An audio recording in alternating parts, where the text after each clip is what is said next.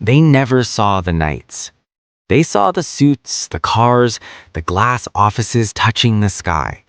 But they never saw the nights. Ethan once slept in his car behind a grocery store, counting coins for gas. Marcus worked double shifts at a factory, hands cracked and bleeding, while studying business videos during his lunch break. Daniel heard "you'll never make it" so many times, it almost became truth. Almost. They were not born into wealth. They were born into struggle, into neighborhoods where dreams felt expensive and hope was a luxury. Every rejection letter, every failed attempt, every unpaid bill could have been the end of the story. But it wasn't.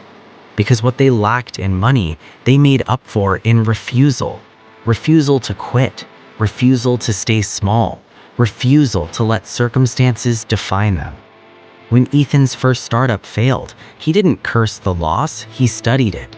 When Marcus was laid off, he didn't beg for another job. He built a skill no one could fire him from. When Daniel's friends gave up, he kept going, one small, disciplined action at a time.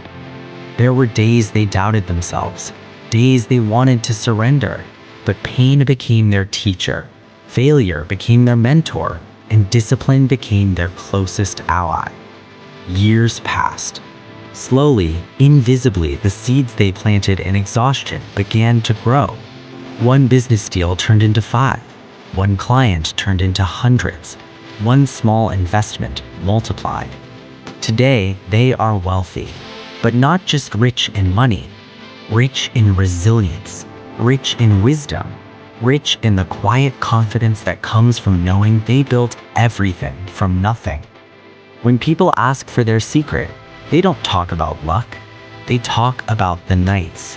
The nights they kept going when no one was watching. The nights they chose growth over comfort. The nights they decided that their past would not dictate their future. Because real wealth is not inherited. It is fought for.